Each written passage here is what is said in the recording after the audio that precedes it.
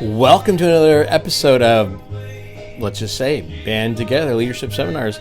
My name is Paul Everts. I am the CEO and founder of Band Together Leadership Seminars. Welcome to the Man Cave. Hey, I just want to say I love you, and let's get going. You can reach me at my email address, which is band, B-A-N-D, the number 2, bandtogether at comcast.net. Also, check out my handsome website, www.conductingmylife.com, where you can buy this beautiful book right here, Conducting My Life. It's a bunch of cool stories about being a high school band director, which I am, and I have been since the 3rd of July, 1989, and that's 31 years, and that's a heck of a long time. It feels even longer with distance learning. October the 7th is today, and it's about 4:40 p.m. It's about an hour and 20 minutes before the vice presidential debate, which I do plan on watching, and I hope it's not the presidential debacle part 2. I'm not going to get political. I'm just going to say that debate last Tuesday hurt my soul. Hurt my soul, yes it did, to see two leaders behave that way. Anyway, I'll just leave it at that. So I'm looking forward to tonight to see just a little bit, see how Vice President Pence does with Senator Kamala Harris. Well, that's enough for the politics. Let's go ahead and talk. I have an E triangle. E stands for Everts. It could be extraordinary if you like. It could be euphoric. It could be excellent. Whatever you want. I don't care. For me, it's the Everts triangle. Respect, responsible, self-discipline, the center of the triangle, integrity, ethics, and faith. We're working on self-discipline. Self-discipline is the base of my triangle. I think it's going to be everything. And inside, so important, because who you are on the inside is going to come out on the outside. And I'm continuing working on my inside. And I'm not talking about the food I'm putting in, but the books I'm reading and the music that I'm listening to. So with that all being said, I got to check my record player. There we go. Let's work on Stoicism. A great example of Stoicism was last Wednesday, the day after the debacle. And the debacle really got a lot of people fired up at Facebook. And I love Facebook. I've been on Facebook for over 10 years. But I've gotten off it. And the reason I got off it was I took a walk around the track on the prison yard. I'm not on a prison yard. I'm on a high school campus, but it certainly feels like a prison right now.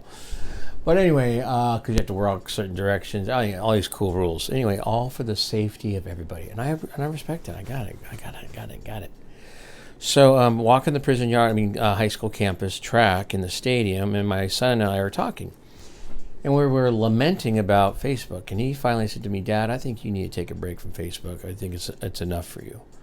And I said to my lieutenant junior grade officer of the United States Navy, father of one, husband of Ashley, I said, PJ, I think you're right, dude. I think you're right. I'm going to get off Facebook. I'm telling you, it's been 7 glorious days.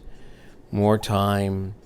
I would have just been so disheartened by all the negative crap that people were writing about President Trump. I did not vote for President Trump. I do not know if I'm going to vote for President Trump. But I'm not voting for Joe Biden. So if that makes you go, okay, there's the politics. I'm not his friend anymore because he said he's not going to vote for President. Okay. I'm just telling you the truth, man. I won't tell you why. Right now, I'm going to vote for Paul Everts. I mean, you can write me in too if you like. Hey, I've been a high school band director for 31 years. I've worked with teenagers. I've seen a couple of adults behaving like teenagers. Anyway, I'd also say to you too that I've worked with midlife crisis parents for over 30 years. So I could be a very good president of the United States. So write my name in, and we'll make a different party, a band party, I guess, or something, music party. Let's have a music party. So therefore, all right, so I've said enough, and I've lost another 25 or 30 people. But my point being is this. I did not vote for President Trump, and I tell you that because I'm sure on Facebook there were vulgar, terrible, awful things said about him.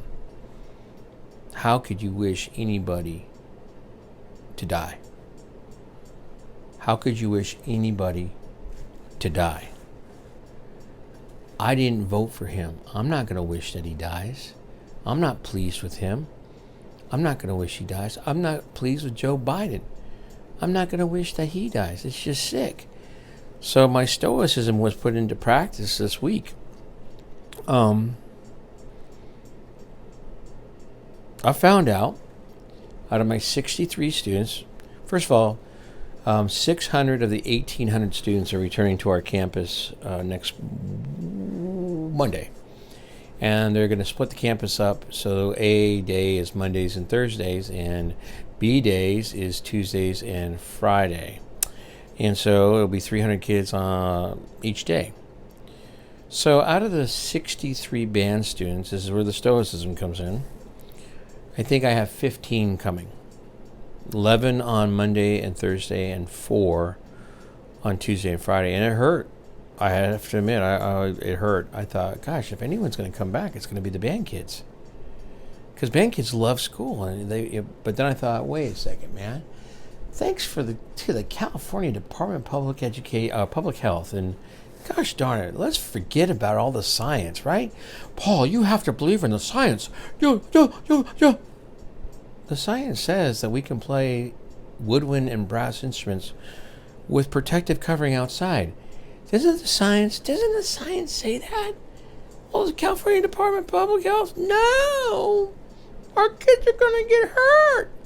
And why are the athletes doing their thing? And why are the cheerleaders doing their thing? And why are the dance teams doing their thing? I'm not asking for those things to stop. Those things should still keep going. We should add band and choir is what I'm saying. Practicing my Stoicism. Yes. So here's the thing. There are 9 practices that we're talking about. So this is from the dailystoic.com, how to be a Stoic, 9 Stoic exercises to get you started. So this is number 3, which is perfect for this time. Number 3 is practice misfortune. So it is in times of security that the spirit should be preparing itself for difficult times. So the previous 30 years have been pretty secure in my job. I got it. While fortune is bestowing favors on it is the time for it to be strengthened against her rebuffs, says Seneca. Perfect example.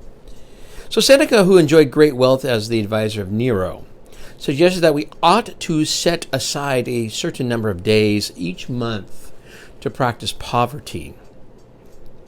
Take less food. Wear your worst clothes. Get away from the comfort of your home and bed. Put yourself face to face with want, he said. You will ask yourself this question: is this what I used to dread? It is important to remember that this is an exercise and not a rhetorical device. He does not mean think about misfortune. He means live misfortune. Comfort is the worst kind of slavery because you are always afraid that something or someone will take it away. And I think that's part of the issue with, I understand safety and all, but we're comfortable with how things are going right now. There's a sense of comfort. Listen to that. Comfort is the worst kind of slavery because you are always afraid that something or someone will take it away. I think many of the people are comfortable. We don't want it taken away. But if you cannot just anticipate but practice misfortune, then chance loses its ability to disrupt your life. Emotions like anxiety and fear, so remember, anxiety and fear, have their roots in uncertainty and rarely in experience. Anyone who has made a big bet on themselves knows how much energy both anxiety and fear can consume. The solution is to do something about that ignorance.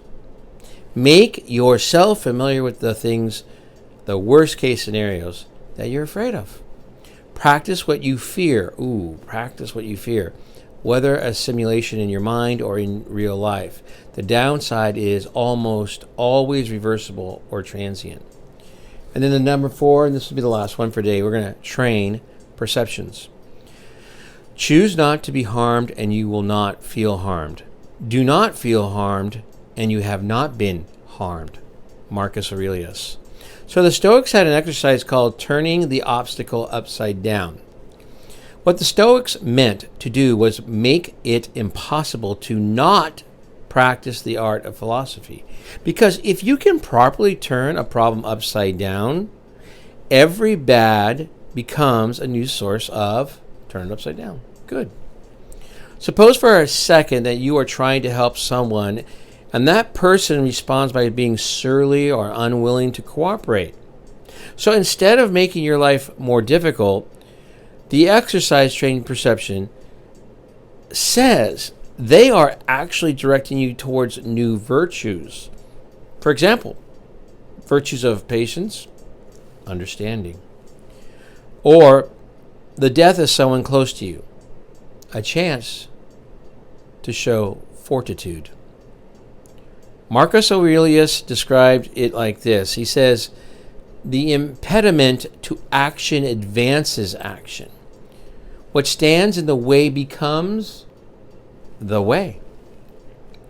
It should sound familiar because it has the same kind of thinking behind Obama's quote-unquote teachable moments. I'm talking about Obama. It's good to be independent.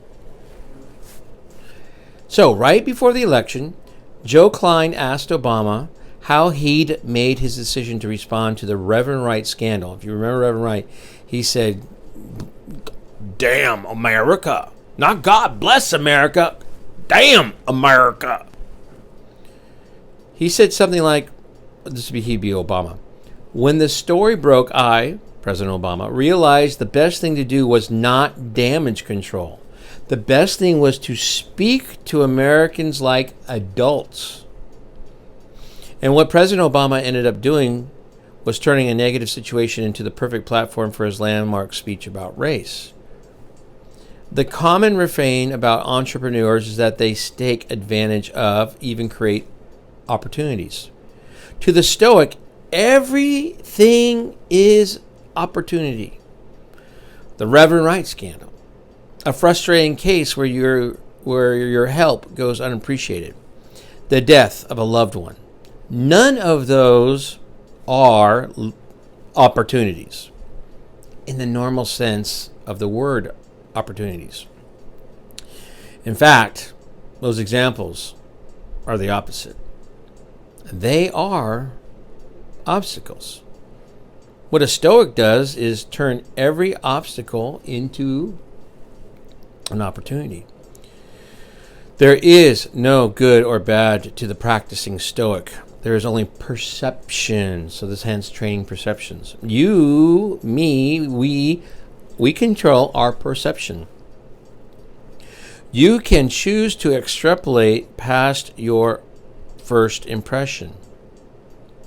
If you tie your first response to dispassion, dispassion, dispassion, you will find that everything is simply an opportunity. Gosh, I wonder what that would be like if we really thought that everything was an opportunity. You know, like COVID-19 is an opportunity. Getting fired is an opportunity. Losing a business you've built, an opportunity. Losing friends who've been with you for 20 years, an opportunity. Because at the time, they don't feel like opportunities. They feel really crappy. Getting an F on a test is an opportunity. I could go on and on.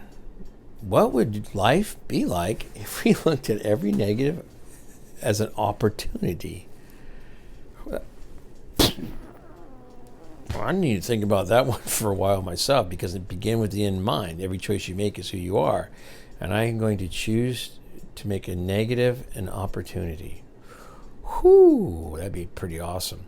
First, seek to understand, then be understood. There are many people hurting right now. I'm hurting a little bit still, but I'm going to get over it. It's going to be fine. Everything's going to be fine.